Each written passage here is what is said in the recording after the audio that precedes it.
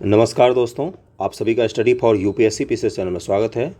आप सभी को पता होगा कि अगस्त के लास्ट वीक में बीपीएससी का 67वीं का री एग्जामिनेशन हो सकता है। तो आज से हम लोग डेली 100 क्वेश्चंस का प्रैक्टिस करेंगे, सारे सब्जेक्ट्स को प्रैक्टिस करेंगे। पहले हिस्ट्री से कंप्लीट किया करेंगे। सबसे पहले हिस्ट्री से शुरुआत किया है क्योंकि हिस्ट्री का हमने लेक्चर ख़त्म कर दिया है। बीपीएससी के लिए जो बुक आती है दृष्टि आईएएस की, उससे हम लोग हिस्ट्री पढ़ रहे हैं, जिसमें मॉडर्न ख़त्म हो चुका है, मिडेवल भी ख़त्म हो चुका है और एंशिएंट हिस्ट्री अभी चल रहा है। ओके, तो चलिए इसका क्वेश्चन प्रैक्टिस शुरू करते हैं। अगर आप चैनल पर नए हैं तो सब्सक्राइब जरूर कर लीजिएगा, कंटेंट आपको अच्छा मिलेगा इस चैनल पर। ओके, भारत में पशुपालन और कृषि के प्राचीनतम साक्ष्य कहाँ से प्राप्त हुए हैं?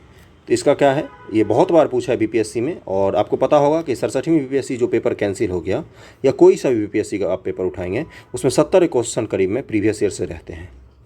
ओके, तो उसमें से अगर आपके गलत हो जाते हैं तो आपके सेलेक्ट होने के चांस पहले ही कम हो जाते हैं, क्योंकि इस 70 में से शायद ही कोई ऐसा होता है जो गलत करके आता है। ओके, तो चलिए शुरू करते हैं। तो पहला का क्या आंसर हो जाएगा? कृषि के पास प्राचीनतम साक्ष्य, तो मेहरगढ़। इसका आंसर क्या हो जाएगा? डी हो जाएगा। भारतीय उपमहाद्वीप में पशुपालन और कृषि का प्रारंभिक स्थल मेहरगढ़ को माना जाता है। कुछ विद्वान मेहरगढ़ में पशुपालन का काल 8500 ईसा पूर्व मानते हैं। अलग अलग लोग अलग अलग चीज़ मानते हैं, तो हमें ये बस याद रखना है कि मेहरगढ़ में प्राचीनतम साक्ष्य मिलता है कृषि और पशुपालन का।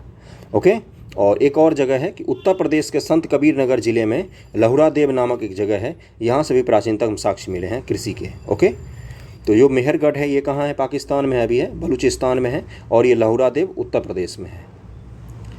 इसके अलावा चावल के साक्ष्य वाला स्थल कोल्डीहवा प्रयागराज जिले में बेलन घाटी के नदी के तट पर स्थित मिलता है। ओके, तो 3 जगह हमने देखा, कोल्डीहवा देखा, लहुरा देव देखा और मेहरगढ़ देखा। अगला क्वेश्चन है, निम्नलिखित में किसको कैल्कोलिथिक युग भी कहा जाता है? कैल्कोलिथिक युग किसको कहा जाता है? दूसरा क्या आंसर हो जाएगा? इसका आंसर हो जाएगा सी, ताम्रपाषाणिक युग को क्या कहा जाता है? कैल्कोलिथिक युग कहा जाता है। अगला है कि हड़प्पा में मिट्टी के बर्तनों पर सामान्यतः किस रंग का उपयोग हुआ है? तो आप अगर नेशनल म्यूजियम गए होंगे दिल्ली में तो वहाँ पर देखा होगा कि मिट्टी के बर्तनों पर सामान्यतः लाल रंग का उपयोग हुआ है, हड़प्पा में लाल रंग का। ओके, ये भी पूछता है, जैसे मौर्य काल में कौन सी मिलती है हमें? काले पॉलिशदार मृदभांड मिलते हैं, काली पॉलिशदार मृदभांड। ओके, अगले क्वेश्चन पे चलते हैं। इसको छोड़ के सिंधु सभ्यता निम्नलिखित में किस युग में पड़ता है? ऐतिहासिक काल, प्रागैतिहासिक काल, उत्तर ऐतिहासिक काल, आद्य ऐतिहासिक काल। तो इसका आंसर क्या हो जाएगा? इसका आंसर हो जाएगा आद्य ऐतिहासिक काल। यानी कि इसके साक्ष्य तो मिले हैं हमें, लेकिन इसके बारे में हम कुछ पढ़ नहीं पाए हैं आज तक। जैसे वैदिक काल है उसके लिटरेचर हम पढ़ पाते हैं, ऋग्वेद वगैरह, लेकिन आद्य ऐतिहासिक काल के जो हमारे पास मिले हैं, एक शिलालेख मिला है जिस पर कुछ कुछ अंकित है, हड़प्पा पीरियड का चिन्ह वाला लिपि अंकित है, इसको हम आज तक पढ़ नहीं पाए हैं। ओके, इसी को आद्य ऐतिहासिक काल कहा जाता है। ऐतिहासिक काल का निर्धारण पठनीय लेखन के काल के आधार पर होता है, जिसको हम पढ़ सकते हैं। ऐसे ऐतिहासिक साक्ष्य जिसको हम पढ़ सकते हैं उसको ऐतिहासिक कहा जाता है। और लेखन काल के ज्ञान से पहले का कालखंड प्रागैतिहासिक कालखंड होता है, लेकिन हड़प्पा में चूंकि लेखन था उसको हम पढ़ नहीं पाए हैं, इसीलिए उसको आद्य ऐतिहासिक कहा जाता है। ओके, तो सिंधु सभ्यता आद्य ऐतिहासिक काल की सभ्यता है, क्योंकि यहाँ पर लेखन कला का तो ज्ञान है परंतु अभी तक इसे पढ़ा नहीं जा सका है। सिंधु घाटी सभ्यता को सबसे महत्वपूर्ण विशेषता क्या है? ये पूछा है। सिंधु घाटी सभ्यता की सबसे महत्वपूर्ण विशेषता: पक्की ईंटों से बनी इमारत, प्रथम असली मेहराव, पूजा स्थल, कला और वास्तुकला। असली मेहराव हमें दिल्ली सल्तनत के काल में मिलता है, और प्रथम ईंट से बनी इमारत का बोल सकते हैं हम। तो 5वां का आंसर हो जाएगा, इसका आंसर ए हो जाएगा। अगले स्थान पर चलते हैं, और पूजा स्थल वगैरह की प्रधानता इसमें नहीं थी, कला और वस्तु थी, लेकिन पहली बार हमें पक्की ईंट से बनी इमारत हड़प्पा के काल में ही मिलती है। निम्नलिखित में कौन सा एक हड़प्पा का बंदरगाह था? तो लोथल था। ये तो बहुत बार पूछा है, आपको पता होना चाहिए। गुजरात में है, भोगवा नदी के तट पर है, नदी का नाम भी याद रखना। निम्नलिखित में कौन सा हड़प्पा कालीन स्थल गुजरात में है? ये पूछा है आपसे। इसका क्या आंसर हो जाएगा? 67वीं बीपीएससी प्री 2022 का क्वेश्चन है ये। बताओ इसका आंसर। इसका आंसर क्या हो जाएगा? इसका आंसर हो जाएगा लोथल। निम्न से किन हड़प्पाकालीन स्थल से टेराकोटा का हल प्राप्त हुआ है? हल कहाँ से मिला है ये पूछा आपसे। टेराकोटा का मतलब क्या होता है? पकी हुई मिट्टी से जब भी कोई चीज़ बनती है तो उसको क्या कहा जाता है? टेराकोटा। मतलब मिट्टी का चीज़ बना के उसको आग में जब पका देते हैं तो वो टेराकोटा कहलाता है। तो इसका आंसर क्या हो जाएगा? बनावली से मिला है, हरियाणा में है बनावली। निम्न से किस हड़प्पन स्थल से जुते हुए खेतों के निशान मिले हैं? ये बहुत बार पूछा है, 66वीं बीपीएससी में भी पूछा था। इसका आंसर क्या हो जाएगा? इसका आंसर हो जाएगा ए, कालीबंगा से मिला है। कालीबंगा कहाँ है? राजस्थान में है। कालीबंगा का मतलब होता है काले कलर की चूड़ियाँ।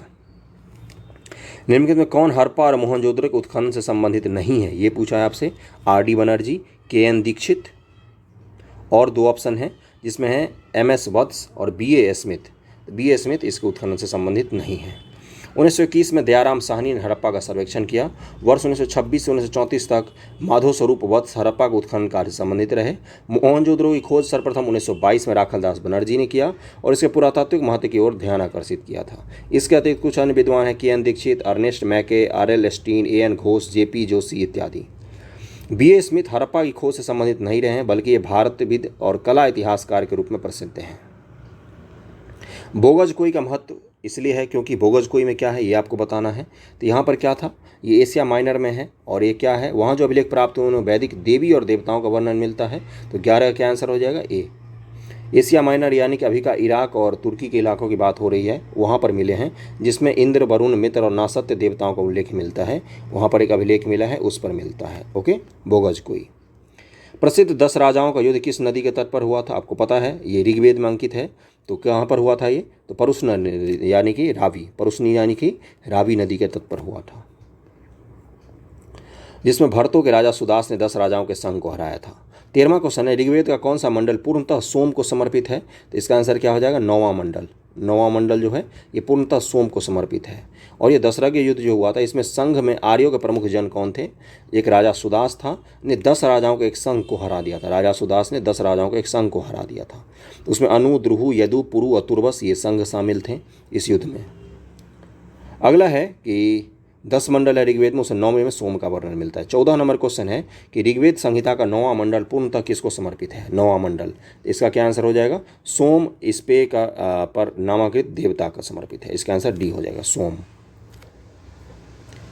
15 नंबर क्वेश्चन है, गायत्री मंत्र किस पुस्तक में मिलता है। तो इसका आंसर क्या हो जाएगा, ऋग्वेद में मिलता है। ऋग्वेद के 3य मंडल में मिलता है, जिसकी रचना किसने की है, विश्वामित्र जी ने की है। तो गायत्री के रचयिता कौन है, विश्वामित्र जी हैं। 16 नंबर क्वेश्चन है, इनसे किस भारतीय दर्शन ने परमाणु सिद्धांत का प्रतिपादन किया। 66वीं बीपीएससी में पूछा है। तो इसका क्या आंसर हो जाएगा, वैशेषिक में किया है। कनाद का नाम आता है, कनाद ऋषि का नाम आता है, जिन्होंने परमाणुवाद का सिद्धांत दिया था। वैशेषिक दर्शन है, वैशेषिक दर्शन। महावीर स्वामी का जन्म कहाँ पर हुआ था, कुंडग्राम, बाटलीपुत्र, मगध और वैशाली। तो इसका आंसर क्या हो जाएगा, इसका आंसर ए हो जाएगा, कुंडग्राम में हुआ था। 599 ईसा पूर्व में। 540 एनसीईआरटी में दिया हुआ है। अगले क्वेश्चन पे चलते हैं कि महावीर जन्म की मृत्यु के निम्नलिखित में से किस नगर में हुई थी। महावीर जैन की। तो इसका आंसर हो जाएगा पावापुरी। भगवान महावीर का प्रथम शिष्य कौन थे। तो इसका आंसर क्या हो जाएगा, जमाली जो था उनके प्रथम शिष्य था। अगले क्वेश्चन पे चलते हैं कि निम्नलिखित में कौन सबसे पूर्णकालिक जैन ग्रंथ कहलाता है। सबसे पूर्वकालिक जैन ग्रंथ कौन कहलाता है। तो इसका आंसर क्या हो जाएगा, 14 पूर्व। जैन और बौद्ध धर्म हमने दृष्टि आईएएस के बिहार समग्र से कंप्लीट कर लिया है। केबीसी नैनो का अगर आपको बिहार समग्र करना हो तो वो भी आपको चैनल पर मिल जाएगा। ओके। महात्मा बुद्ध ने अपना पहला धर्म चक्र प्रवर्तन स्थान किस स्थान पर दिया था। ये सबको पता है, सारनाथ में दिया था उन्होंने पहला उपदेश। प्रथम उपदेश को ही क्या कहा जाता है, धर्म चक्र प्रवर्तन कहा जाता है। हर साल ही बौद्ध से क्वेश्चन पूछता है। बुद्ध धर्म हम कंप्लीट कर चुके हैं। महात्मा बुद्ध का महापरिनिर्वाण कहाँ पर हुआ था। तो उनका कहाँ पर हुआ था, कुशीनगर में, मल्लो के प्रदेश में, कुशीनगर में। शुकर माधव के भोज पदार्थ खाने से उनका मृत्यु हो गई थी। त्रिपिटक किसकी धार्मिक पुस्तक है। तो बौद्ध धर्म की है। त्रिपिटक किसकी है, बौद्ध धर्म की। इसमें 3 बुक आते हैं, कौन कौन से आते हैं, विनय पिटक, सुत्त पिटक और अभिधम्म पिटक आता है। विनय पिटक में क्या है, विनय, नियम, विनय और नियम, इसको याद रखना, बौद्ध संघ के नियम है, संघ संबंधी नियम और आचार की शिक्षाएं हैं विनय पिटक में। सुत्त पिटक महात्मा बुद्ध के वचन हैं, सुत्त शुद्ध यानी कि वचन, ऐसे करके याद रखना। अभिधम्म पिटक क्या है, दार्शनिक। अभिधम्म बड़ा शब्द लग रहा है तो दार्शनिक भी बड़ा शब्द है ना। त्रिरत्न या 3 रत्न जैसे सटीक ज्ञान, सच्ची आस्था और सटीक क्रिया निम्न से किससे संबंधित हैं। इसका आंसर क्या हो जाएगा, 24 का आंसर देखते हैं क्या दिया है। इसका आंसर हो जाएगा सी, यानी कि जैन धर्म से संबंधित है। 66वीं बीपीएससी प्री 2020 से पूछा है। त्रिरत्न जैन धर्म से संबंधित है। इसमें क्या है, सम्यक दर्शन, सम्यक चरित्र और सम्यक ज्ञान बताया गया है। निम्नलिखित में कौन सी बात बौद्ध धर्म तथा जैन धर्म में समान नहीं है। इसमें क्या समान नहीं है, आत्मदमन। बौद्ध धर्म मध्यम मार्ग के प्रतिप्रदा की बात करता है, यानी खुद को ज़्यादा कष्ट मत दो उसकी बात करता है, जबकि जो जैन धर्म है वो आत्मदमन पर आधारित है। सतलेखना विधि के द्वारा प्राण त्यागने की बात जैन धर्म में है। अगला क्वेश्चन, बोध गया बोधि वृक्ष अपने वंश की किस पीढ़ी का है? तो सी हो जाएगा, 5वीं पीढ़ी का बोधि वृक्ष है। इसको शशांक ने काट दिया था, आपको पता होगा, बंगाल का शासक था शशांक। बराबर की गुफाओं का उपयोग किसके आश्रय गृह के रूप में किया जाता था? तो आजीविकों के लिए बनाया था, सम्राट अशोक ने पहले बनाया था, उसके बाद उनका वंशक दशरथ ने बनवाया था बराबर की पहाड़ियों को काटकर गुफा। ओके, अशोक के समय बराबर पहाड़ी में गुफा, सुदामा की गुफा, कर्ण चौबक नामक गुफा प्रसिद्ध है। आजीवक संप्रदाय के संस्थापक कौन थे? तो मखली गोसाल थे। और इसका क्या है, आजीवक संप्रदाय क्या मानते हैं? ये भाग्यवादी होते हैं। अर्थात क्या होता है भाग्यवादी? सब कुछ भाग्य पर छोड़ दो, जो किस्मत में लिखा होगा वही मिलेगा, यही होता है आजीवक संप्रदाय। आगे बढ़ते हैं, मखलीपुत्र गोसाल ने इसकी स्थापना की थी। पाटलिपुत्र के संस्थापक कौन है? तो उदाइन है, आपको पता होगा, उदाइन ने पाटलिपुत्र की स्थापना की थी। अजातशत्रु का उत्तराधिकारी था ये हर्यक वंश का। नेक्स्ट क्वेश्चन है कि किस शासक द्वारा सर्वप्रथम पाटलिपुत्र का राजधानी के रूप में चयन किया गया था? तो उदाइन द्वारा ही चयन किया गया था। बहुत बार ये क्वेश्चन पूछा है। अगला है, निम्न से किस राजा ने पाटलिपुत्र नगर को बसाया था? तो उदाइन नहीं बसाया था। इसमें आंसर यहीं पर लिखे हुए हैं, इससे आप ज़्यादा अनकंफर्टेबल मत होना, क्योंकि इस तरह के क्वेश्चन बहुत बार पूछता है। ये बस हम प्रैक्टिस के लिए कर रहे हैं ताकि याद हो जाएं चीज़ें। ओके, अगले क्वेश्चन पे चलते हैं। ये कोई टेस्ट सीरीज तो नहीं कर रहे हैं कि आंसर देख के दिक्कत हो सकती है। विश्व का पहला गणतंत्र वैशाली किसके द्वारा स्थापित किया गया था? तो लिच्छवियों के द्वारा स्थापित किया गया था। लिच्छवी के द्वारा उत्तर बिहार के आसपास, मुजफ्फरपुर मिथिलांचल का जो क्षेत्र है उस इलाके की बात हो रही है। वैशाली इनकी राजधानी थी। वैशाली के लिच्छवियों ने विश्व का पहला गणतंत्र स्थापित किया था। वैशाली बुद्ध काल का सबसे बड़ा शक्तिशाली गणराज्य था। गणराज्य मतलब लोकतंत्रात्मक व्यवस्था थी वहाँ पर। मगध की प्रारंभिक राजधानी कौन सी थी? तो इसका आंसर क्या हो जाएगा? राजगृह थी, गिरिवज। पुराणों के अनुसार मगध का शासन करने वाला पहला राजवंश बृहदत्त वंश था। इस वंश के प्रथम राजा बृहदत्त का पुत्र जरासंध था। उसके बाद गिरिवज अपनी राजधानी बनाया था उसने। और बौद्ध ग्रंथों के अनुसार मगध का प्रथम प्रतापी शासक बिंबिसार हुआ था। बाकी आपको कहानी पता ही है। और उदाइन ने के कहाँ पर आया था? पाटलिपुत्र आया था। अजातशत्रु के वंश का नाम क्या था? इसका आंसर क्या हो जाएगा? हर्यक वंश था अजातशत्रु के वंश का नाम। पितृहंता वंश भी कहा जाता है, क्योंकि एक दूसरे की हत्या करके आते थे। अजातशत्रु की हत्या कौन करेगा? उदाइन। सेंड्रोकोटस से चंद्रगुप्त मौर्य की पहचान किसने की थी? आज ही जो हमने मौर्य कला कंप्लीट की है उसमें हमने इसको पढ़ा है, मौर्य साम्राज्य में। इसका आंसर क्या हो जाएगा? विलियम जोन्स ने बोला था। अगले क्वेश्चन पे चलते हैं कि ब्राह्मी लिपि को सर्वप्रथम किसने पढ़ा? इसका आंसर क्या हो जाएगा? इसको पढ़ा था जेम्स प्रिंसेप ने सबसे पहली बार। इसको जरूर याद रखना। ब्राह्मी लिपि है, जैसे देवनागरी लिपि होती है। भाषा कौन सी थी? तो प्राकृत भाषा थी। जैसे भाषा हमारी हिंदी है, लिपि कौन सी है? देवनागरी। तो ब्राह्मी लिपि थी और उसकी भाषा कौन सी थी? तो प्राकृत। मेगास्थनीज की पुस्तक का नाम क्या है? तो इंडिका है इसकी पुस्तक का नाम। और ये किसके दरबार में आया था? चंद्रगुप्त मौर्य के दरबार में आया था। अगला क्वेश्चन पर चलते हैं। इंडिका का लेखक कौन है? तो मेगास्थनीज ही है। 38 का आंसर बी हो जाएगा। मेगास्थनीज दूत था। किसका दूत था? इसका आंसर क्या हो जाएगा? सेलुकस का दूत था वो। किसका दूत था? सेलुकस का दूत था। 39 का आंसर ए हो जाएगा। मेगास्थनीज सेलुकस निकेटर का दूत था। चंद्रगुप्त मौर्य के राज्यसभा में भेजा गया था। यूनानी राजदूत था, यूनान से आया था। अंतिम मौर्य सम्राट किसके बारे में हमें जानकारी किसकी मिलती है? अंतिम मौर्य सम्राट के बारे में तो हमें मिलता है कि बृहदत्त की हत्या किसने की थी? बृहदत्त की हत्या कर दी थी पुष्यमित्र शुंग ने, जो उसका सेनापति था। इसका आंसर क्या हो जाएगा? 40 का। अंतिम मौर्य सम्राट बृहदत्त था। 41 है, किस अभिलेख में रुद्रदामन के प्रथम की विभिन्न उपलब्धियां वर्णित हैं? और इस अभिलेख में सुदर्शन झील की कहानी है, जो आज हमने जो मौर्य साम्राज्य कंप्लीट किया उसमें हमने पूरा पढ़ा है। तो ये जूनागढ़ का अभिलेख है। गुजरात के जूनागढ़ से रुद्रदामन का अभिलेख प्राप्त हुआ है। यह जिस शिला पर उत्कीर्णित है उसी पर अशोक के 14 प्रज्ञापनों की एक प्रति और स्कंदगुप्त के 2 लेख भी खुदे हुए हैं। स्कंदगुप्त ने सुदर्शन झील का निर्माण करवाया, अशोक ने भी करवाया, चंद्रगुप्त मौर्य ने भी सुदर्शन झील का पुनर्निर्माण करवाया और रुद्रदामन ने भी करवाया था। इन 4 राजाओं का नाम सुदर्शन झील से जुड़ा हुआ आता है। उसके समय में अलग अलग गवर्नर भी थे। निम्नलिखित राजाओं से किसका जैन धर्म के प्रति भारी झुकाव था? इसका क्या आंसर हो जाएगा? खारवेल। खारवेल कहाँ का शासक था? कलिंग का शासक था, जिसके बारे में हमें कहाँ से जानकारी मिलती है? इसके हाथी गुफा अभिलेख से मिलती है। हाथी गुफा अभिलेख, हाथी गुफा अभिलेख से कलिंग के बारे में जानकारी मिलती है। खारवेल शासक था। कलिंग की राजधानी क्या थी? तोसली। नेक्स्ट क्वेश्चन पे चलते हैं। इसका आंसर सी हो जाएगा, खारवेल। कलिंग नरेश खारवेल का संबंध है किससे? महामेघवाहन वंश से, चेदी वंश से, सातवाहन वंश से, राजभोटक वंश से। तो इसका आंसर क्या होगा? इसका आंसर ई दिया है इसमें से कि कलिंग के चेदी राजवंश का संस्थापक महामेघवाहन नामक व्यक्ति था। अतः इस वंश का नाम महामेघवाहन वंश भी पड़ गया था। यानी कि इसका चेदी भी होगा और महामेघवाहन वंश भी होगा। तो ए और बी दोनों हो जाएगा, इसलिए ई हो जाएगा इसका आंसर। प्राचीन भारत का नेपोलियन किसे कहा जाता है? इसका आंसर क्या हो जाएगा? समुद्रगुप्त। लेकिन ये गलत है, नहीं कहना चाहिए, ये उपनिवेशवादी सोच है। नेपोलियन बहुत बाद में आया है, 1800 ईस्वी के आसपास का है, जबकि समुद्रगुप्त बहुत पहले था। इसका आंसर डी हो जाएगा, समुद्रगुप्त। गुप्त सम्राट जिसने हुनों को पराजित किया था, तो हमें इसके बारे में कहाँ से जानकारी मिलती है वो भी हम देखेंगे। तो अस्कंदगुप्त नामक शासक था जिसने हुनों को पराजित किया था। मिहिर और तोरमन का नाम आता है। हुनों का पहला भारतीय आक्रमण गुप्त सम्राट अस्कंदगुप्त के शासनकाल में हुआ। अस्कंदगुप्त के हाथों से बुरी तरह पराजित हुए थे हुन। यूएस राय के अनुसार इस हुन आक्रमण का नेता खुशनेवाज था। यह आक्रमण एक धावा मात्र था और देश के ऊपर इसका कोई तात्कालिक प्रभाव नहीं पड़ा, किंतु परोक्ष रूप से इसने गुप्त साम्राज्य के पतन की ओर गति को तेज कर दिया। किस प्रकार की भूमि को अपरहत कहा जाता है? अपरहत भूमि हमने मौर्य साम्राज्य में ही पढ़ा है और आगे भी आता है अपरहत भूमि बार बार। तो 46 का क्या आंसर हो जाएगा? इसका आंसर हो जाएगा बिना जोती हुई जंगली भूमि को अपरहत कहा जाता है। जिस पर जंगल हैं अभी, उस समय पता ही है आपको, अधिकांश भाग में तो जंगल ही रहेंगे क्योंकि आबादी बहुत कम थी। तो अपरहत भूमि उसी को कहा जाता है। 47 नंबर है कि चीनी यात्री सुंगयुन ने भारत की यात्रा कब की थी? बहुत सारे चीनी यात्री का नाम आता है, इसमें से सुंगयुन है, इसके बारे में पूछा है। तो 515 ईसा पूर्व से 520 ईसा पूर्व। ओके, कि कब की थी? 515 से 520 ईसा पूर्व। सबसे पहले कौन आता है? फाहियान आता है, उसके बाद सुंगयुन आता है, उसके बाद ह्वेनसांग आता है और फिर इत्सिंग आता है। ये 4 चीनी यात्री हैं। सबसे पहले फाहियान, उसके बाद सुंगयुन आएगा, फिर ह्वेनसांग आएगा हर्ष के समय में, और उसके बाद फिर इत्सिंग आता है। इसका आंसर ए हो जाएगा 515 से 520 ईसा पूर्व। हर्षवर्धन के शासनकाल में किस चीनी यात्री ने भारत की यात्रा की थी? इसका आंसर क्या हो जाएगा? ह्वेनसांग। अभी मैंने बताया आपको, ह्वेनसांग ने यात्रा की थी। आगे बढ़ते हैं कि कल्हण की पुस्तक का नाम क्या है? तो इसका पुस्तक का नाम है राजतरंगिणी, और ये क्या है? ये कश्मीर का इतिहास है। क्या है? कश्मीर का इतिहास है।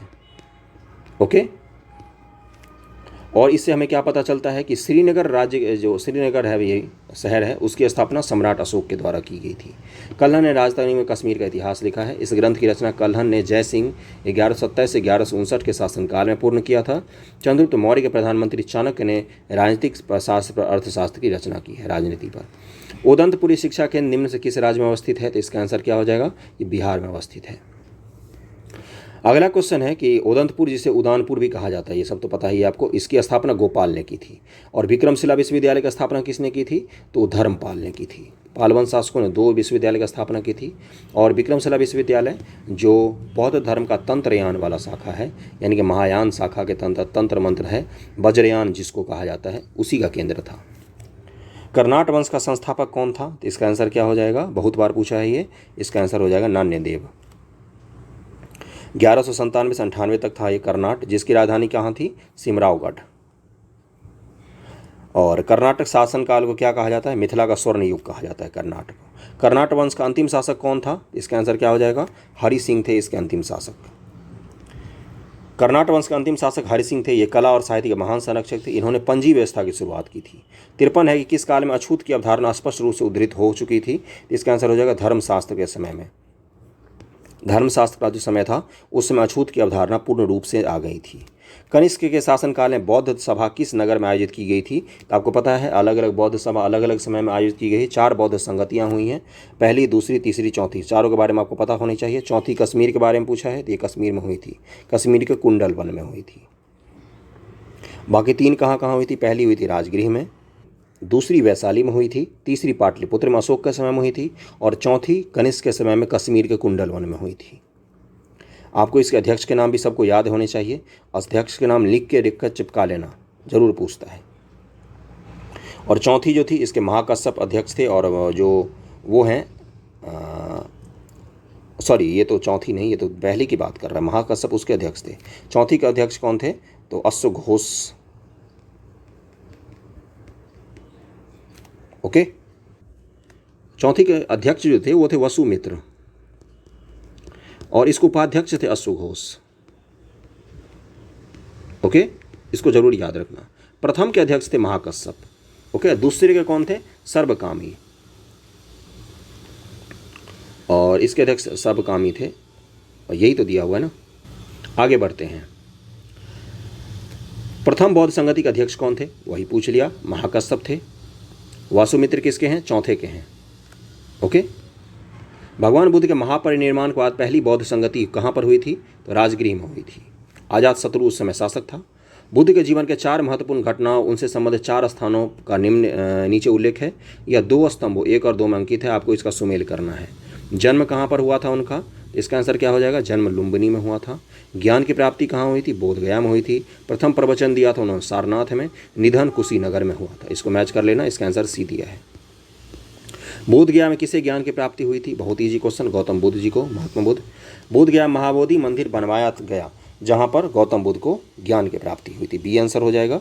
अगले क्वेश्चन पे चलते हैं कि गौतम बुद्ध को एक देवता का स्थान किस राजा के युग में प्राप्त हुआ? तो कनिष्क के समय में महायान शाखा का जब उदय होता है, महायान शाखा, इसमें मूर्ति पूजा और तंत्र मंत्र का विधि विधान है। इसी समय बौद्ध एक महापुरुष न होकर एक देवता बन गए थे और हीनायन में वो एक महापुरुष ही माने जाते हैं। ईसा पूर्व 6वीं सदी में विश्व के प्रथम गणतंत्रात्मक व्यवस्था कहाँ पर थी? तो ये कहाँ थी? वैशाली में। लिच्छवी अभी हमने पढ़ा। 16 महाजनपदों की सूची उपलब्ध है किस किस में? महाभारत में, अंगुत्तर निकाय में, और क्या दिया है? छंदोग्य उपनिषद में, संयुक्त निकाय में। तो छंदोग्य उपनिषद जो है इसमें हमें कृष्ण भगवान के बारे में पहली बार जानकारी मिलती है कि कृष्ण नाम का कोई एक देवता था। ओके, जो अंगुत्तर निकाय है, अंगुत्तर निकाय, उसमें हमें मिलती है जानकारी 16 महाजनपदों की। और भगवती सूत्र जो है, भगवती सूत्र जैन ग्रंथ, उसमें हमें मिलती है 16 महाजनपदों की जानकारी, और अंगुत्तर निकाय बौद्ध ग्रंथ में मिलती है। ओके, तो 62 का क्या आंसर हो जाएगा? बी हो जाएगा। 16 महाजनपद कौन थे आपको पता ही है।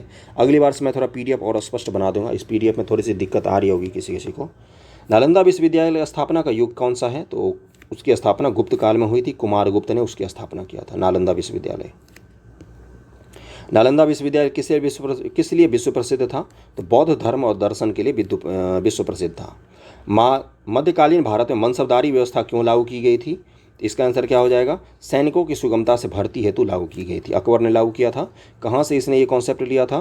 तो मुगलों की दशमलव प्रणाली से लिया था। सॉरी, मंगोलों के, मंगोल सैनिकों के जो दशमलव प्रणाली होता था, दशमलव प्रणाली, उससे इसने मनसबदारी प्रथा को सीखा था। अगले क्वेश्चन पर चलते हैं। नीचे 2 वाक्य दिए हैं, कथन कारण पता ही आपको। 12वीं शताब्दी के अंत तक नालंदा महाविहार का पतन हो गया था। महाविहार को राजकीय प्रश्रय मिलना बंद हो गया था। ऐसा कुछ नहीं है। तो इसका आंसर क्या हो जाएगा? दोनों सही हैं, परंतु व्याख्या नहीं कर रहा। क्यों? क्योंकि उसको जला दिया गया था बख्तियार खिलजी के द्वारा।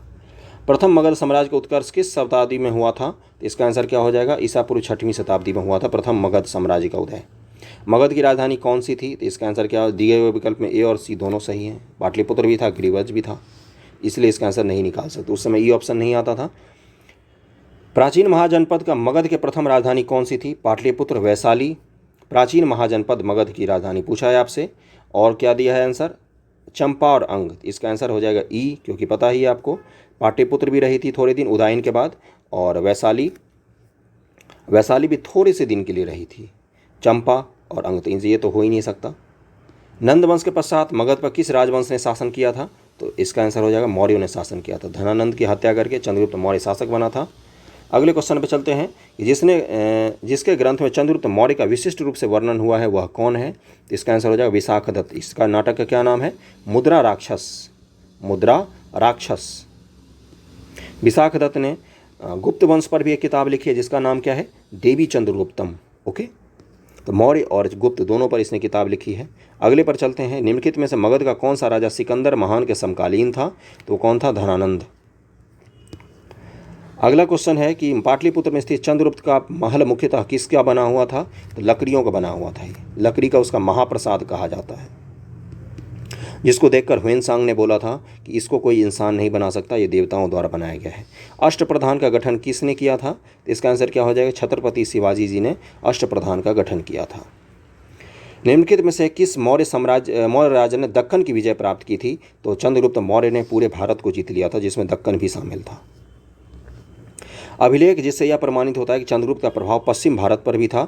कलिंग शिलालेख, अशोक का गिरनार अभिलेख, रुद्रदामन का जूनागढ़ अभिलेख। तभी हमने रुद्रदामन के जूनागढ़ अभिलेख की बात की थी। तो 76 का क्या आंसर दिया है? 76 का आंसर हो जाएगा सी, रुद्रदामन का जूनागढ़ अभिलेख, जहाँ से पता चलता है क्या कि चंद्रगुप्त मौर्य ने सुदर्शन झील का पुनः निर्माण करवाया था। 77 नंबर क्वेश्चन है कि हाँ वही है। निम्न में से कौन सा क्षेत्र अशोक के साम्राज्य में सम्मिलित नहीं था? तो इसका आंसर क्या हो जाएगा? श्रीलंका सम्मिलित नहीं था। बाकी अफगानिस्तान, बिहार, कलिंग तो सब सम्मिलित था ही। अशोक के शासनकाल में बौद्ध सभा किस नगर में आयोजित की गई थी? तो आपको पता होगा पाटलिपुत्र में आयोजित की गई थी। पाटलिपुत्र में अध्यक्ष कौन था? मोगलीपुत्र तीस इस समय अध्यक्ष थे। प्रथम के कौन थे? प्रथम का हमने देखा था वासुमित्र थे। और दूसरे के कौन थे? मैं फिर से रिपीट कर देता हूँ, मैंने गलती कर दी। पहले का कौन है? महाकश्यप। दूसरे कौन है? तो शुभकामी। तीसरे कौन है? मोगलीपुत्र तीसरे हैं। चौथे के वासुमित्र और अश्वघोष, ये चारों के हैं। ओके, इसको नोट डाउन कर लेना, आपको सबको पता होगा। अशोक के शिलालेख में प्रयुक्त भाषा कौन सी है? तो प्राकृत भाषा है। ओके, अगले क्वेश्चन पे चलते हैं। निम्नलिखित में से प्राचीन भारत की कौन सी लिपि दाहिने से बाईं ओर लिखी जाती है? दाहिने से बाएं। ओके, दाहिने से बाएं, इधर से इधर कौन सी लिखी जाती है? तो खरोष्ठी। अशोक के धम्म का मूल संदेश क्या है? इसका मूल संदेश ये सब था। राज्य के प्रति वफादारी, शांति, अहिंसा, बड़ों का सम्मान, धर्म, सहनशीलता। इसका आंसर ई हो जाएगा। इसका आपको पीडीएफ टेलीग्राम चैनल पर मिल जाएगा, ज्वाइन कर लेना। केवल वह स्तंभ जिसमें अशोक ने स्वयं को मगध का सम्राट बताया है, कौन कौन सा है? तो भाबरू स्तंभ लेख, जिसमें उसने मगध का सम्राट बताया है खुद को। अपने शिलालेख में अशोक सामान्यतः किस नाम से जाना जाता था? तो प्रियदर्शी। इसका आंसर बी हो जाएगा। 83 का आंसर बी हो जाएगा। 84 पर चलते हैं। कौटिल्य के अर्थशास्त्र में किस पहलू पर प्रकाश डाला गया है? इसका हो जाएगा राजनीतिक नीतियों पर प्रकाश डाला गया है कौटिल्य के अर्थशास्त्र में। कौटिल्य के पुस्तक अर्थशास्त्र किस विषय पर आधारित है? तो ये शासनकाल के सिद्धांत और अभ्यास पर भी है, विदेश नीति के बारे में भी है, आर्थिक संबंधी बताया है कि राज्य का कैसा होना चाहिए, धन संचय के बारे में भी बताया है। तो इसका आंसर ई हो जाएगा। और ये सप्त सिद्धांत हैं, इसको सीक्वेंस में ही याद रखना, क्योंकि सीक्वेंस में ही है। सबसे पहले कौन आएगा? राजा आएगा। कौटिल्य का अर्थशास्त्र किसी भी राज्य के लिए 7 चीज़ों को बहुत इंपॉर्टेंट देता है। उसमें सबसे पहला है राजा। राजा तो होना ही चाहिए। अमात्य यानी कि मंत्री होना चाहिए। जनपद यानी कि जनपद होना चाहिए। दुर्ग होना चाहिए। कोष होना चाहिए। दंड या सेना बोल दो। और मित्र राष्ट्र जरूर होने चाहिए। ओके, 88 है कि मेगास्थनीज ने भारतीय समाज को कितनी श्रेणियों में विभाजित किया था? तो मेगास्थनीज ने 7 जातियां बोल दी थी। जो 7 असल में क्या थे? ये 7 पेशा थे, जैसे किसान, अहीर, उसने अलग अलग जाति बोल दिया, लेकिन ये सब क्या थे? ये पेशा थे 7। ये रहे दार्शनिक, योद्धा, कृषक और पशुपालक, कारीगर, निरीक्षक एवं सभासद, ये 7 थे। और उसने 7 जो जाति बोली ना, वो 7 पेशा थे। और वैसे भारतीय समाज को उसने 7 में बांटा था। ये 7 कौन कौन से थे? दार्शनिक, कृषक, पशुपालक, कारीगर, योद्धा, निरीक्षक और सभासद। मौर्य साम्राज्य का 7 वर्गों में विभाजन का विशेष रूप से उल्लेख कहाँ पर किया गया है? तो मेगास्थनीज की पुस्तक इंडिका में किया गया है। पेरिप्लस ऑफ द इरिथ्रियन सी किसने लिखी है? तो इसके लेखक अज्ञात है। इसका आंसर ई हो जाएगा। वह स्रोत जिसमें पाटलिपुत्र के प्रशासन का वर्णन उपलब्ध है, तो इसका क्या आंसर हो जाएगा? इंडिका में उपलब्ध है। ओके, सी हो जाएगा। पाटलिपुत्र के प्रशासन का वर्णन है तो इंडिका में है। पाटलिपुत्र को किस शासक ने सर्वप्रथम अपनी राजधानी बनाई थी? तो इसका आंसर हो जाएगा चंद्रगुप्त मौर्य ने बनाई थी। इनमें से पूछा है। ओके, इनमें से किसने सर्वप्रथम व्यापक पैमाने पर स्वर्ण मुद्रा का प्रचलन किया? पुष्यमित्र शुंग, मेनांडर, या फिर भीमकटविशेष या गौतमीपुत्र सातकर्णी। तो भीमकटविशेष जो था कनिष्क के वंश का शासक था, कुषाण वंश का शासक था। तो उसी ने सबसे पहले स्वर्ण सिक्कों को प्रचलित करवाया। बहुत सारे स्वर्ण सिक्के चले। कला की गंधार शैली निम्न से किस समय फली फूली? तो कुषाणों के समय में फली फूली। कुषाण कहाँ पर राज करते थे? कुषाण वर्तमान विश्व के 7 देश मिला दो उस पर राज करते थे। सेंट्रल एशिया के जितने देश हैं, अफगानिस्तान, पाकिस्तान, भारत, इन सब पर राज करते थे। इनमें से किस शासक ने चतुर्थ बौद्ध संगति कश्मीर में आयोजित की थी? तो कनिष्क ने आयोजित की थी। उसके अध्यक्ष कौन थे? वासुमित्र और अश्वघोष। शुंग वंश के बाद किस वंश ने भारत पर राज किया? तो इसका आंसर हो जाएगा कण्व वंश ने राज किया था। कण्व। शुंग वंश का अंतिम राजा देवभूति अपने अमात्य वासुदेव के षड्यंत्रों द्वारा मार दिया गया और वासुदेव ने नवीन राजवंश कण्व की स्थापना की थी।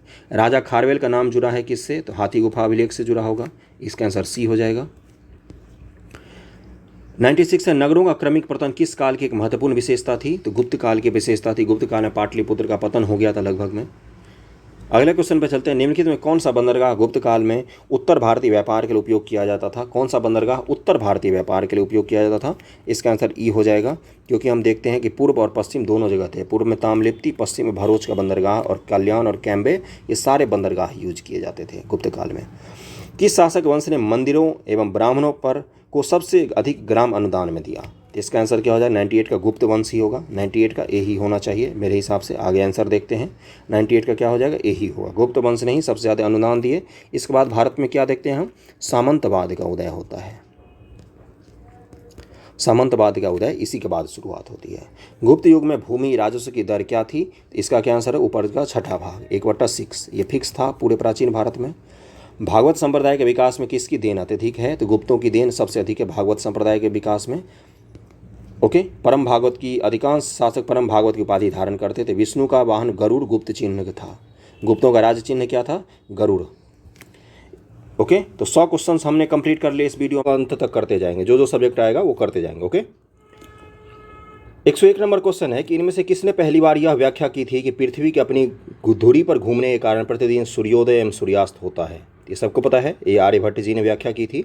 इसके अलावा अगर आप दृष्टि IAS के BPSC के लिए बुक आती है बिहार स्पेशल, उससे हम लोग अभी मॉडर्न हिस्ट्री कंप्लीट कर चुके हैं, मिडिवल हिस्ट्री भी कंप्लीट कर चुके हैं, और एंशिएंट हिस्ट्री का लेक्चर चल रहा है दृष्टि IAS के बिहार समग्र से। KVC नैनो का बिहार समग्र ऑलरेडी कंप्लीट किया जा चुका है चैनल पर, आप उसको जाकर देख सकते हैं। ओके, 102 नंबर क्वेश्चन है कि इनमें से गुप्त काल में औषधि के क्षेत्र में अपना कार्य के लिए कौन जाने जाते थे, तो गुप्त काल में कौन थे, इसका आंसर ई हो जाएगा। ओके, पढ़ते हैं इसको। सुश्रुत को शल्य क्रिया का जनक कहा जाता है, या काशी के रहने वाले थे। इनका काल 600 ईसा पूर्व माना जाता है। सौनक ऋग्वेद कालीन के ऋषि हैं। सुद्रत गुप्तकालीन नाटककार साहित्य हैं, और सौमिल गुप्तकालीन नाटककार हैं। यानी कि इनमें से कोई सा भी आंसर नहीं होगा। ओके, इनमें से कोई सा भी नहीं होगा।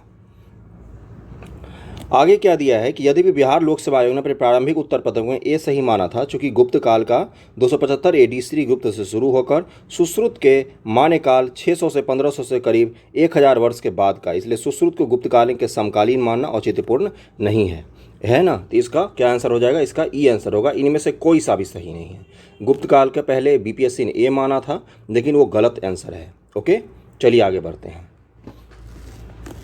चीनी यात्री ह्वेंसांग ने किस विश्वविद्यालय में अध्ययन किया था, ये सबको पता होगा, नालंदा विश्वविद्यालय में। इसकी स्थापना किसने की थी, कुमारगुप्त ने की थी। और ह्वेंसांग कब आया था, हर्षवर्धन के समय में आया था, 637 ईसा पूर्व के आसपास। ह्वेंसांग की भारत में यात्रा के समय सूती कपड़ों के लिए उत्पादन के लिए सबसे प्रसिद्ध नगर कौन सा था, तो मथुरा था। मथुरा सूती कपड़ों के उत्पादन के लिए प्रसिद्ध नगर था। और अगर दक्षिण भारत में बात करें तो उड़ैयूर तमिलनाडु का शहर, वो सूती वस्त्रों के लिए फेमस था। कवि बाण निवासी थे, कहाँ के निवासी थे, पाटलिपुत्र के निवासी थे। बाणभट्ट का किसके दरबार में थे ये, तो हर्षवर्धन के दरबार में थे। कादम्बरी और हर्षचरित इनकी प्रमुख रचना है। चंडी शतक भी इन्हीं की रचना है।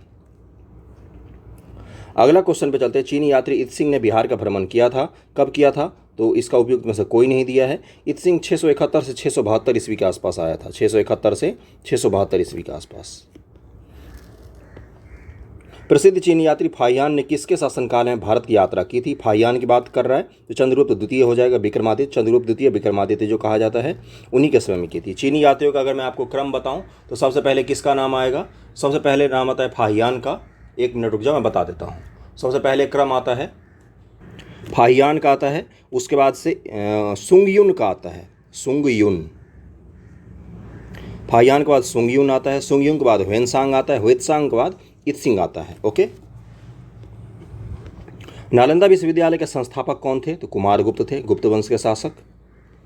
ताम्रपत्र लेख दर्शाते हैं कि प्राचीन काल में बिहार के राजाओं का संपर्क था, किनसे था, तो जावा और सुमात्रा से था। ताम्रपत्र लेख दर्शाते हैं कि जावा और सुमात्रा से भारत के संबंध थे। पालवंशी शासक देवपाल बौद्ध मतानुयायी था। लेखों में उसे परम सौगत कहा गया है। उसने जावा के शैलेंद्र वंशीय शासक बालपुत्र देव के अनुरोध पर उसे नालंदा में एक बिहार बनवाने के लिए 5 गांव दान में दिया था। किसने दिया था, तो पालवंशीय शासक देवपाल ने। सुवर्ण भूमि का वह राजा कौन था जिसने नालंदा में एक बौद्ध विहार की स्थापना की तथा उसे रख रखाव हेतु अपने दूत एवं देवपाल के 5 गांव दान में देने के लिए कहा था, तो कौन था वो, बालपुत्र देव। सुवर्ण भूमि यानी कि अभी का सुमात्रा। नालंदा विश्वविद्यालय के विनाश के कारण क्या थे, तो मुसलमान। ये गलत तरीके क्वेश्चन है, बख्तियार खिलजी ने किया था। ओके, बख्तियार खिलजी ने विनाश किया था, उसका जला दिया था। खजुराहो मंदिर स्थापत्य के निर्माण में सहयोगी थे, तो चंदेल। चंदेल वंश के जो शासक थे। खजुराहो के मंदिर चंदेल राजाओं ने 900 से 1050 के बीच बनवाए थे। यहाँ के मंदिर में कंदरिया महादेव का मंदिर सर्वोत्तम है। खजुराहो मध्य प्रदेश के छतरपुर जिले में स्थित है और खजुराहो जो है वो नागर शैली का प्रमुख मंदिर समूहों में से एक है। विक्रमशिला शिक्षा केंद्र के संस्थापक का नाम क्या है? विक्रमशिला का स्थापना किसने किया था? धर्मपाल ने। धर्मपाल ने विक्रमशिला का स्थापना किया था। और ये वज्रयान शाखा जो है, वज्रयान शाखा बौद्ध धर्म का, उसके लिए जाना जाता है। तंत्र मंत्र से संबंधित शाखा था, उसके अध्ययन के लिए। अगले पर चलते हैं और इसमें क्या फैक्ट दिया है कि इसका स्थापना पाल वंश के धर्मपाल ने की थी। दीपांकर श्रीज्ञान जो उपाध्याय अतीश के नाम से प्रसिद्ध थे, यहाँ के सर्वाधिक प्रसिद्ध विद्वान थे। ये तिब्बत भी गए थे। 114 नंबर है कि निम्नलिखित राजवंशों से किसने उल्लेख संगम साहित्य में नहीं हुआ है? किसका उल्लेख संगम साहित्य में नहीं हुआ है? तो कदम्ब का नहीं हुआ है, बाकी चोल चेर पांड्य यही 3 प्रमुख राज्य हैं जिनका संगम साहित्य में उल्लेख हुआ है। संगम युग में उड़ैयूर किस लिए विख्यात था? तो अभी मैंने बताया कपास के व्यापार का महत्वपूर्ण केंद्र था। कपास यानी कि सूती वस्त्र, अभी मैंने बताया उड़ैयूर के लिए। तमिलनाडु के तिरुचिरापल्ली में अवस्थित कावेरी नदी के तट पर उड़ैयूर संगमकालीन चोलों की राजधानी थी। किसकी राजधानी थी? चोल शासकों की। देखो चोल शासक 2 बार आते हैं, एक 1000 ईस्वी के आसपास आते हैं और एक संगम युग के समय पुराने चोल हैं, प्राचीन चोल भी हैं एक, और एक मध्यकाल में भी चोल आते हैं। राजेंद्र प्रथम, राजराज प्रथम, ये मध्यकाल वाला चोल है जिसमें हम पढ़ते हैं कि तंजावुर में मंदिर का निर्माण करवाया या श्रीलंका को जीता था राजेंद्र प्रथम ने, है ना। लेकिन एक पूर्वकालिक चोल भी है जिनका कहाँ पर वर्णन मिलता है? संगम साहित्य में वर्णन मिलता है। ओके, और यह कारी एवं वर्णम नामों से भी प्रसिद्ध था। उड़ैयूर संगम युग में उड़ैयूर कपास और सूती वस्त्र का बहुत बड़ा केंद्र था। मुद्रा राक्षस के निम्न में से लेखक कौन है? तो विशाखदत्त हैं। और इसमें किसका इतिहास है? मुद्रा राक्षस में मौर्य वंश का इतिहास है। और विशाखदत्त की एक और कौन सी किताब है जिसका मैंने कल भी नाम बताया था, पिछले लेक्चर में मैंने बताया है, तो देवी चंद्रगुप्तम, जिसमें गुप्तों का इतिहास है। नाटक है ये दोनों। और बस यही है। पृथ्वीराज रासो के लेखक कौन है? तो ये सबको पता होगा, चंद्रवरदाई जी हैं लेखक। चौहान वंशीय शासक पृथ्वीराज तृतीय राय पिथौरा के दरबारी कवि चंद्रवरदाई ने पृथ्वीराज रासो की रचना की है। स्वप्नवास वदत्त के लेखक कौन है? ये सब क्वेश्चन बहुत बार पूछा जाता है। तो भास हैं इसके लेखक, भास, स्वप्नवास वदत्त। इनके बारे में क्या है? भास के नाम से महाकवि भास के नाम से 13 नाटक उपलब्ध हैं जिन्हें 1909 में श्री टी गणपति शास्त्री ने ट्रावणकोर राज्य से प्राप्त किया था। इन नाटकों में कौन सा है? प्रतिज्ञा योगंधरायन, स्वप्नवास वदत्त, उड़ुभंग, दूतवाक्य, पंचरात्र। इतना सबको याद नहीं रखना है। स्वप्नवास वदत्त जो है भास के सबसे प्रसिद्ध नाटकों में से एक है, इसको जरूर याद रखना आप लोग। कुमार संभव महाकाव्य किस कवि ने लिखा है? ये सबको पता होगा, कालिदास ने लिखा है। अगला है किराता अर्जुनियम पुस्तक किसके द्वारा लिखी गई है? 67वीं बीपीएससी में पूछा था ये, तो इसको लिखा है भारवी ने। उस स्रोत का नाम बताइए जो प्राचीन भारत के व्यापारिक मार्गों पर मौन है। व्यापारिक जो मार्ग हैं प्राचीन भारत के, उसके बारे में नहीं बताता है। तो मिलिंद पन्हो जो है ये बौद्ध ग्रंथ है, ये प्राचीन भारत के मार्गों के बारे में नहीं बताता है। ओके, अगला है कि, और इसका क्या दिया है आंसर पता ही होगा, मिलिंद पन्हो किसके बीच है? बौद्ध भिक्षु नागसेन, और मिलिंद पन्हो में नागसेन और हिंद यवन शासक मेनांडर के बीच वार्तालाप है। इसमें व्यापारिक मार्गों का वर्णन नहीं है। ओके, तो कहानियाँ अगर याद रखोगे इतिहास से जुड़े हुए तो अपने आप उसको फैक्ट्स आपको याद रखने में आसानी होता है। हर्षचरित नामक पुस्तक किसने लिखी है? तो अभी बताया था मैंने, वान भट्ट जी ने लिखी है। और इनकी एक और बुक का क्या नाम है? कादम्बरी, क्लासिकल संस्कृत बुक है। चोल वंश का संस्थापक कौन था? तो इसका आंसर हो जाएगा विजयालय। ओके,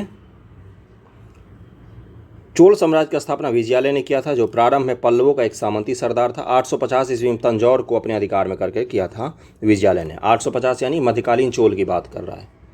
चोल काल किसके लिए प्रसिद्ध था? ग्राम पंचायत, राष्ट्रकूट राजवंश के साथ युद्ध। तो चोलों का सबसे अच्छा देश में था पंचायती व्यवस्था, स्वायत्त ग्राम की व्यवस्था जो थी ना, ये सबसे अच्छा चोलों का ही रहा। और एक चीज़ के लिए चोल फेमस हैं, नेवी, जल सेना के लिए। बंगाल की खाड़ी को इन्होंने अपना झील बना दिया था, इतने शक्तिशाली इनके पास नेवी थी चोलों के पास। अगला है कि, और कहाँ से पता चलता है हमें इसके ग्रामीण व्यवस्था के बारे में? तो उत्तर मेरूर अभिलेख, इसको जरूर याद रखना। जब भी ग्रामीण शासन की बात आए, ग्रामीण स्वशासन की बात आए, पंचायती राज की बात आए, उसमें एग्जाम्पल में चोलों का जरूर डालना। और कहाँ से हमें पता चलता है वो? उत्तर मेरूर अभिलेख से पता चलता है। कौन सा मध्यकालीन भारतीय साम्राज्य व्यापक स्तर पर स्थानीय स्वशासन के लिए प्रसिद्ध था? फिर से आ गया स्थानीय स्वशासन, तो चोल हो जाएगा इसका आंसर। ओके। दक्षिण भारत के मंदिरों के आकर्षक द्वार क्या कहलाते थे? दक्षिण भारत का मंदिर कैसा होता था? इस तरह के आकार वाले होते हैं, आप सभी को पता होगा। और इसकी खासियत क्या होती है? चारों तरफ से एक प्रांगण से घिरा होता है बड़ा सा। इस प्रांगण में एक छोटा सा तालाब भी होता है और इसके गेट पर एक बड़ी भव्य प्रतिमा जैसी बनी होती है। इसका गेट बहुत ही अद्भुत होता है, जिसको गोपुरम कहा जाता है। क्या कहा जाता है? गोपुरम कहा जाता है। इसका आंसर क्या हो जाएगा? बी। सारे मंदिर का स्थापत्य कला जरूर पढ़ के जाना अगर आप मेंस की तैयारी कर रहे हो बीपीएससी के लिए। तो क्या होता था द्रविड़ शैली के मंदिर में? एक दीवार बना दो और पिरामिड नुमा इसका वो होता था, इसका जो ऊपर का भाग बना होता था, ये गर्भगृह होता था। इसमें थोड़ा सा आगे एक मंडप भी होता था, है ना। और यहाँ पर एक ऊंचा सा गोपुरम बना होता था, प्रवेश द्वार के ठीक आगे नंदी का बड़ा सा मूर्ति बना होता था। दक्षिण भारत के द्रविड़ स्थापत्य का सबसे बेहतर नमूना कौन सा है? तंजौर का जो मंदिर है बृहदेश्वर मंदिर, उसको कहा जाता है। ओके, आगे बढ़ते हैं। मध्यकालीन भारत का इतिहास शुरू हो गया है। अब यहाँ से मध्यकालीन भारत के क्वेश्चन प्रैक्टिस करेंगे हम लोग। गुलाम वंश का प्रथम शासक कौन था? सबको पता होगा, कुतुबुद्दीन ऐबक था। 1206 ईस्वी में बना था। कुतुबुद्दीन ऐबक की राजधानी क्या थी? उस समय हमारी राजधानी लाहौर थी, लाहौर। ये आंसर हो जाएगा। ढाई दिन का झोपड़ा क्या है? तो ये एक मस्जिद है। कहाँ पर है ये अजमेर में है। यहाँ पर पहले एक सरस्वती मंदिर था जिसको तोड़ कर कुतुबुद्दीन ऐबक के समय में ढाई दिन का झोपड़ा बनाया गया। अगले पर चलते हैं। कुतुबुद्दीन किसके द्वारा पूरा किया गया था? कुतुब मीनार किसके द्वारा पूरा किया गया था? Sorry, my mistake. Qutub Minar किसके द्वारा पूरा किया गया था? आपको पता होगा, कुतुबुद्दीन ऐबक के समय में शुरू किया गया था और इल्तुतमिश के द्वारा पूरा किया गया था इसको। यहाँ पर और भी लिखा है कि साहित्य से अनुराग था, स्थापत्य कला में भी रुचि थी, ये सब उसके बारे में लिखा हुआ है। उन्होंने ऐबक को अपने ग्रंथ में समर्पित किया। फक्रे मुदाबिर को उसका संरक्षण प्राप्त था, एक विद्वान थे उस समय। हसन निजामी ने ताज उल मासीर की रचना की है। हसन निजामी ने, इस बार पूछा था कहीं। ऐबक ने दिल्ली में कुव्वत उल इस्लाम, अजमेर में ढाई दिन का झोपड़ा बनवाया और उसने दिल्ली में स्थित कुतुब मीनार का निर्माण कार्य प्रारंभ करवाया। लेकिन उसके बाद का जो शासक बना था उसका दामाद इल्तुतमिश, उसने उसको पूर्ण करवाया। भारत में मोहम्मद गौरी ने किसको प्रथम अक्ता प्रदान किया था? अक्ता व्यवस्था क्या होता था? इक्ता भी कहा जाता है इसको। जैसे अभी अपना भारत देश है, एक बिहार प्रांत है अपना, तो बिहार को एक इक्ता कहा जाता था उस समय। मान लो इक्ता में बांट दिया जाता था पूरे प्रांत को। अब छोटा सा ही प्रांत होगा, उसको इक्ता में बांट देंगे और उसका जो शासक हो क्या कहलाएगा? इक्तादार कहलाता था। इसका आंसर बी हो जाएगा। सबसे पहले मोहम्मद गौरी ने कुतुबुद्दीन ऐबक को ही इक्ता पद प्रदान किया था। बिहार का प्रथम मुस्लिम विजेता कौन था? इसका आंसर सी हो जाएगा, बख्तियार खिलजी आया था। अगले क्वेश्चन पे चलते हैं कि बिहार में बख्तियार खिलजी के हमले का पहला विवरण कहाँ से प्राप्त होता है? तो तबकाते नासरी से। मिन्हाजुस सिराज की बुक है ये, तबकाते नासरी।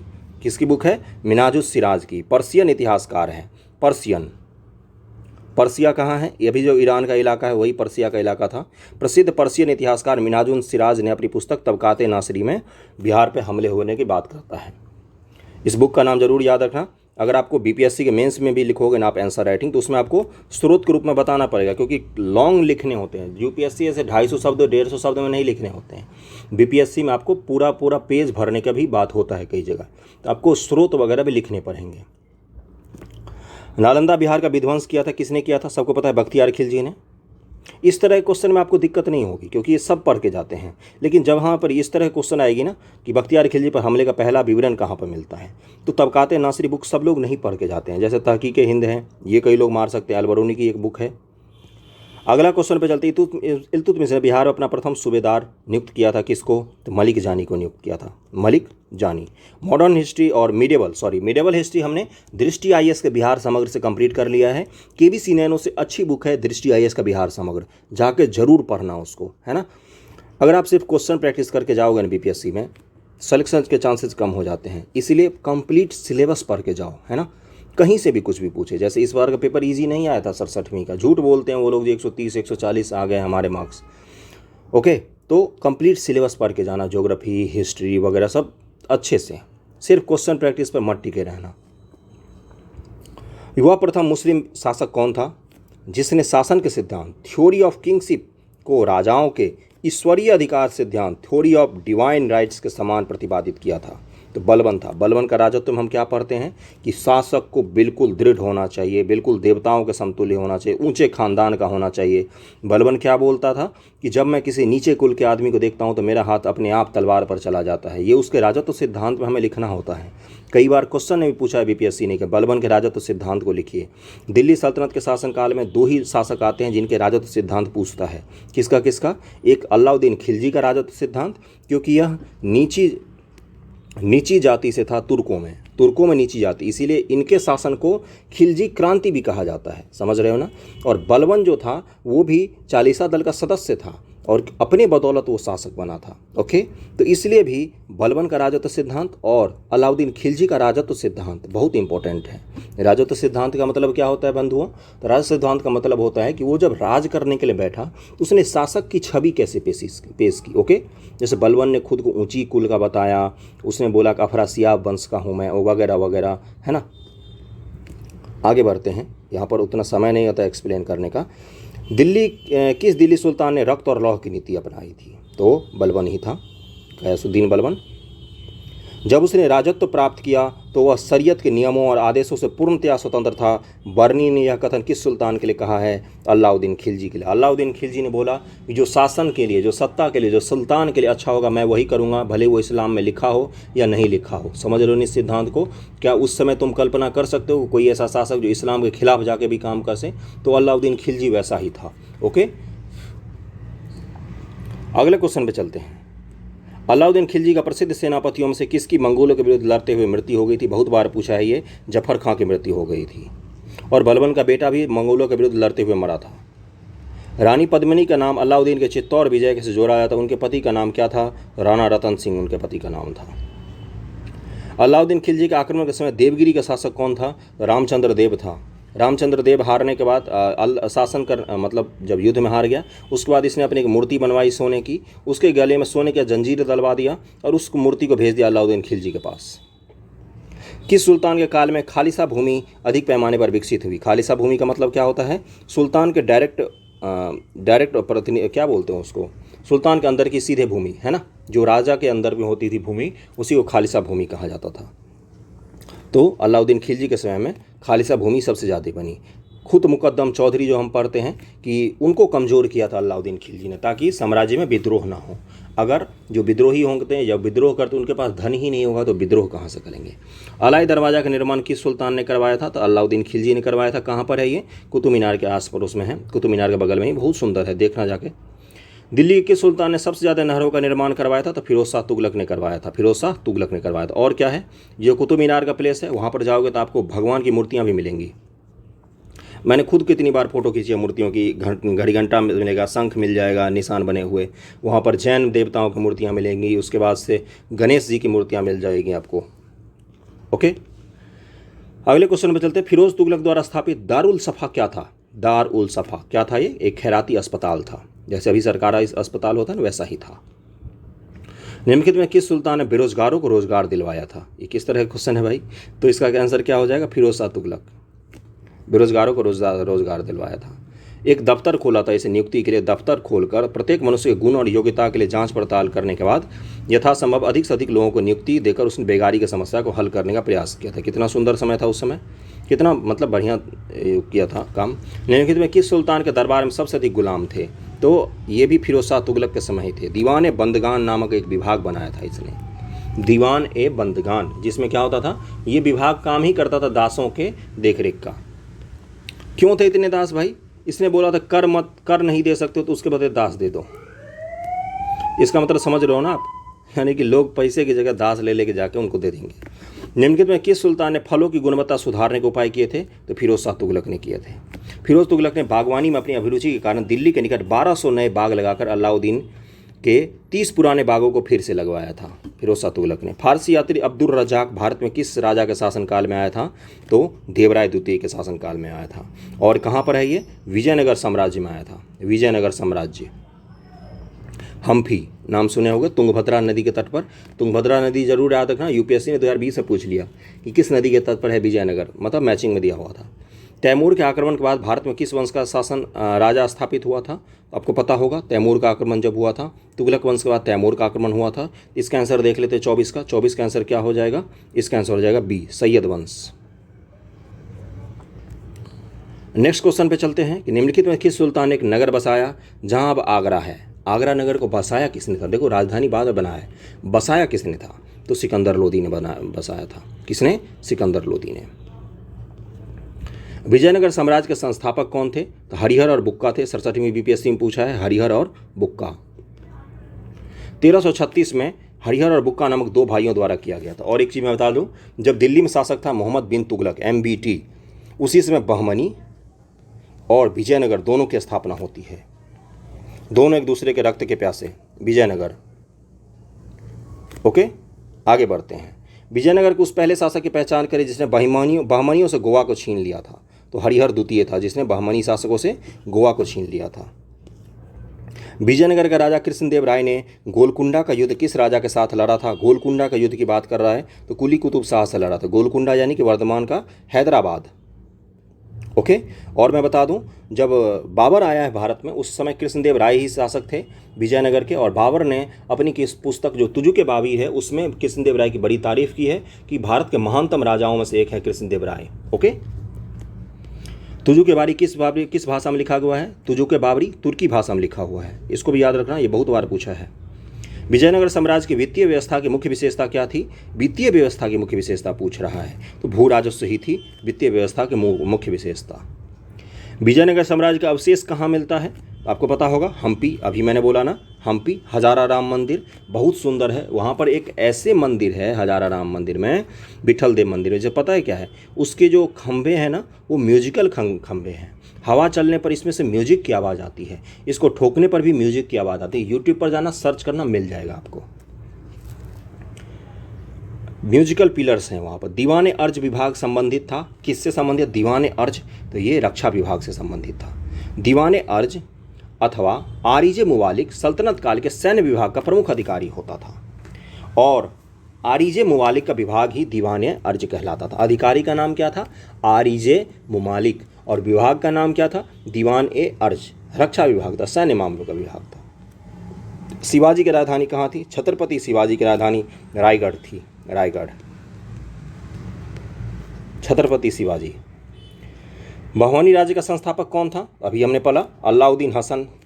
अलाउद्दीन हसन। दक्कन के अमीर सादाह के विद्रोह के परिणाम स्वरूप मोहम्मद बिन तुगलक के शासनकाल के अंतिम दिनों में बहमनी साम्राज्य की स्थापना हुई। जफर खां हसन गंगू नामक एक सरदार ने अलाउद्दीन हसन बहमन शाह की उपाधि धारण करके 1347 में सिंहासनारूढ़ हुआ था। बहमनी साम्राज्य की नींव डाली थी इसने। उसने गुलबर्गा को अपना नवस्थापित साम्राज्य की राजधानी बनाया था। बहमनी की राजधानी शुरुआत में क्या थी? गुलबर्गा। आगे बढ़ते हैं, और फिर उसको 4 भागों में बांट दिया गया था, गुलबर्गा, दौलताबाद, बरार, बीदर। ओके। सरंजामी प्रथा किससे संबंधित थी? ये बहुत बार पूछा है, यूपीएससी ने भी एक बार इसको पूछा था। मराठा भू राजस्व प्रथा है सरंजामी प्रथा। इसके अलावा चौथ और सरदेश मुखी भी आता है।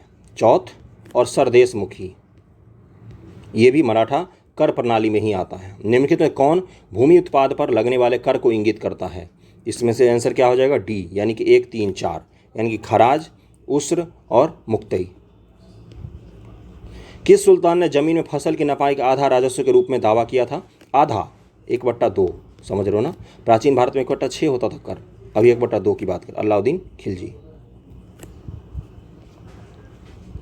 शेख बहाउद्दीन जकारिया किस संप्रदाय के थे? तो इसका आंसर क्या हो जाएगा? 37 का आंसर देख लेते हैं। 37 का आंसर दिया है ए, यानी कि सोहरावर्दी संप्रदाय से थे। शेख बहाउद्दीन जकारिया सोहरावर्दी संप्रदाय। 38 नंबर क्वेश्चन पर चलते हैं कि, और यहाँ पर ये कहाँ किस इलाके में था वो देख लेते हैं। भारतवर्ष में सोहरावर्दी संप्रदाय शेख बहाउद्दीन जकारिया से ही प्रारंभ हुआ था।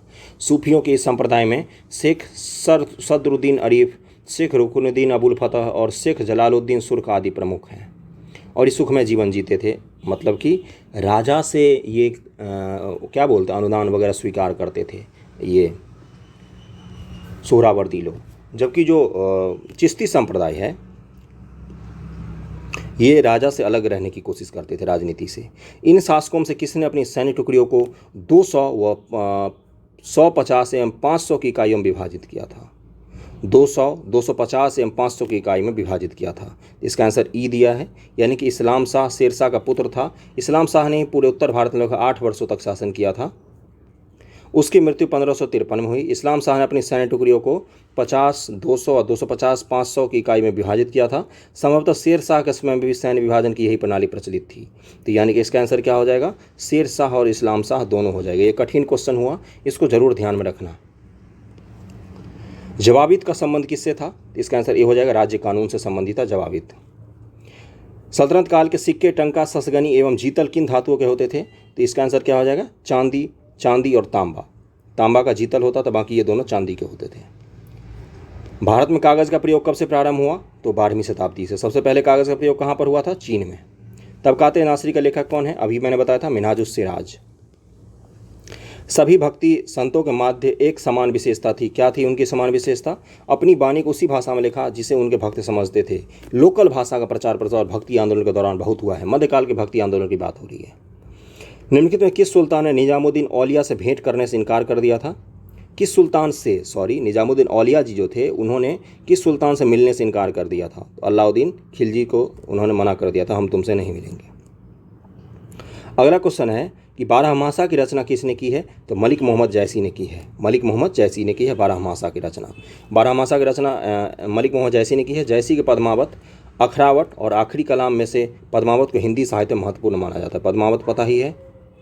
पानीपत के युद्ध में बाबर की जीत का मुख्य कारण क्या था? इसका क्या हो जाएगा, उसकी सैन्य कुशलता।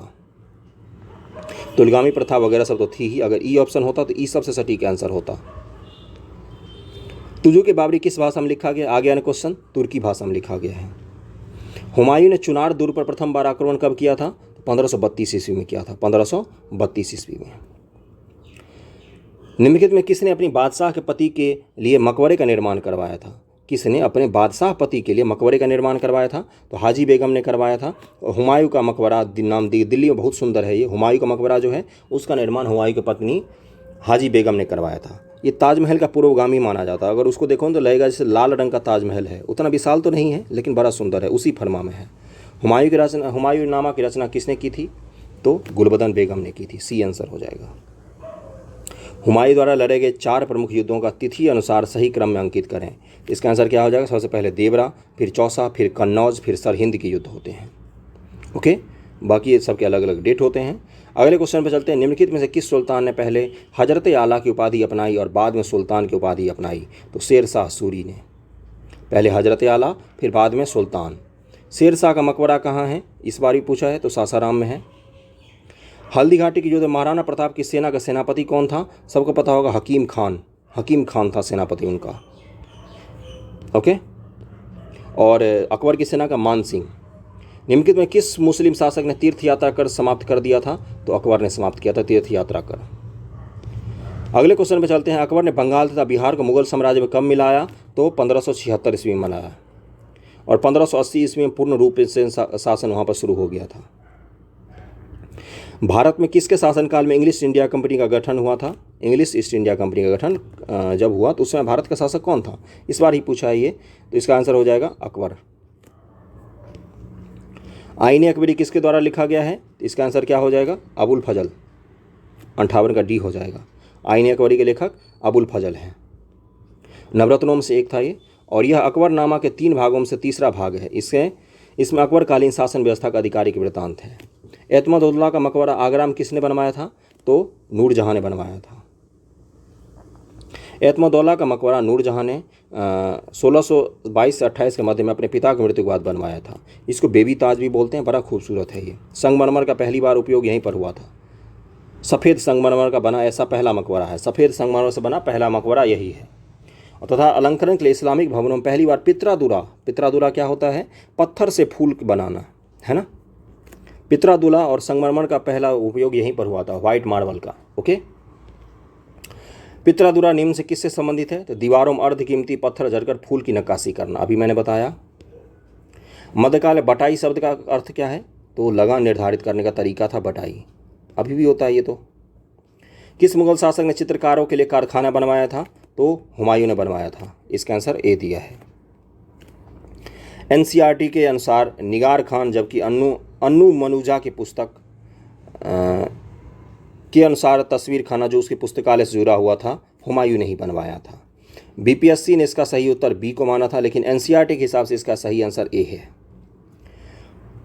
दास्तान अमीर हमजा का चित्रांकन किसके द्वारा किया गया है? तो अकबर ने अनेक ग्रंथों को चित्रित करवाया था, इसमें सर्वप्रथम दास्तान अमीर हमजा था, तो इसका आंसर क्या होगा? अकबर होगा। इसमें से कोई सा भी नहीं आंसर होगा। अगला क्वेश्चन है कि यूरोपीय चित्रकारी का प्रवेश किसके दरबार में हुआ था? तो अकबर के समय में यूरोपीय चित्रकारी भारत में प्रवेश कर रही थी। नेक्स्ट क्वेश्चन पे चलते हैं। दसवंत और बसावन प्रसिद्ध चित्रकार मुगल सम्राट के राज दरबारी थे, तो अकबर के दरबारी थे दसवंत और बसावन। अगला क्वेश्चन है कि मुगल चित्रकला किसके नेतृत्व अपने शीर्ष बिंदु पर थी? तो जहांगीर के समय में थी, ये तो सबको पता होगा। और क्या क्या लिखा है ऊपर पढ़ देता हूँ जरा, कि अबुल फजल ने अपनी पुस्तक आईने एक वीडियो में गिनाया है कि दसवंत, बसावन, केशवलाल, मुकुंद मिस्कन, फारूक, कलम, माधव, जगन्नाथ, महेश, खेमकरण, तारा, सांवल और हरिवंश ये सब पेंटर थे। नेक्स्ट क्वेश्चन है कि जब्ती प्रणाली किसकी उपज है? तो ये अकबर की उपज है, जब्ती प्रणाली। 10 साल जो प्रणाली आई थी ना कर वसूलने के लिए, 10 साल का एवरेज निकाल के कर वसूलना, उसी के तहत जब्ती प्रणाली भी। भू राजस्व वसूली के जब्ती प्रणाली का प्रचलन हुआ, जो भूमि सर्वेक्षण, भू राजस्व निर्धारण के लिए दस्तूरुल अमल और जब्ती खसरे की तैयारी पर आधारित थी। मतलब वही था कि भू उपज कर निकाल लो, उसको भू को माप लो, उस आधार पर कर लगाओ। यह कथन किसका है कि अकबर के शासन में इलाहाबाद में 40 स्तंभ युक्त मंदिर के निर्माण में 5000 से 20,000 लोगों ने 40 साल तक काम किया था। तो किसने बोला था? अकबर का नाम जब भी आए तो किसका नाम जाता है? रखो, विलियम फिंच का। विलियम फिंच ने बोला था कि इलाहाबाद का जब किला बन रहा था, प्रयागराज का किला, तो उस समय 5 से 20,000 मजदूर 40 साल तक काम कर रहे थे। कश्मीर का अकबर के नाम से कौन प्रसिद्ध है? तो जैनुलाब्दीन का नाम आता है, सुल्तान जैनुलाब्दीन कश्मीर का अकबर कहा जाता है। 2 स्पा और सिंह स्पा प्रथा किसने शुरू किया था? तो जहांगीर ने शुरू किया था। जो मनसबदारी प्रथा हम पढ़ते हैं उसी में आगे ये जुड़ गया था, 2 स्पा सिंह स्पा। इसमें 2 स्पा, इसमें मनसबों को अपने सवार पद के 2 गुने घोड़े रखने होते। किसी को 5,000 का सवार मिला हुआ है दर्जा, तो उसको 10,000 घोड़ा रखना पड़ेगा। सिंह स्पा, इसमें मनसबदारों को अपने सवार के 3 गुने घोड़े रखने होते थे, यानी कि 15,000 घोड़े रखने होंगे, 5,000 के जात और सवार वाले मनसबदार को। ईरान के शाह और मुगल शासक के बीच झगड़े की जड़ क्या थी? तो कंधार थी ईरान के शाह और मुगलों के बीच झगड़े की जड़। दिल्ली के लाल किले का निर्माण किसने करवाया था? सबको पता होगा किसने करवाया था। तो इसका आंसर शाहजहां हो जाएगा, डी आंसर। निम्नलिखित में किस इतिहासकार ने शाहजहां के शासनकाल को मुगल काल का स्वर्ण युग कहा है? तो A.L. श्रीवास्तव ने कहा है। A.L. श्रीवास्तव। ये कठिन क्वेश्चन है, जरूर याद रखना। औरंगजेब द्वारा चलाए गए जिहाद का अर्थ क्या था? तो दारुल इस्लाम। दारुल इस्लाम का मतलब क्या होता है? दारुल हर्ब जो है, काफिरों का देश जो है, उसको दारुल इस्लाम बनाना है, मुस्लिमों का देश बनाना है। समझ गए होगा मतलब। पटना में किस सिख गुरु का जन्म हुआ था? तो गुरु गोविंद सिंह जी का जन्म हुआ था पटना में, जिन्होंने खालसा पंथ की स्थापना की थी। ओके, अगला है मुगल प्रशासन मुहतसिब क्या था? तो इसका आंसर क्या हो जाएगा? लोक आचरण अधिकारी मुहतसिब होते थे। 100 से ज़्यादा क्वेश्चन हम कंप्लीट कर चुके हैं, लेकिन हमें जाना कहाँ है? 79 तक जाना है। उसको आधुनिक भारत कल से शुरू करेंगे।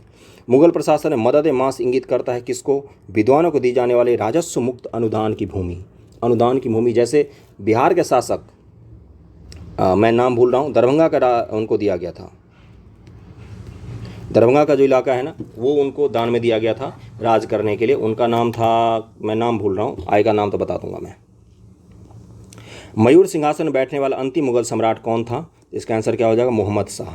वो जो दरभंगा के शासक है ना, उन्होंने ही अकबर पर एक किताब लिखी थी, जिससे खुश होकर उनको दिया गया था वो राज्य।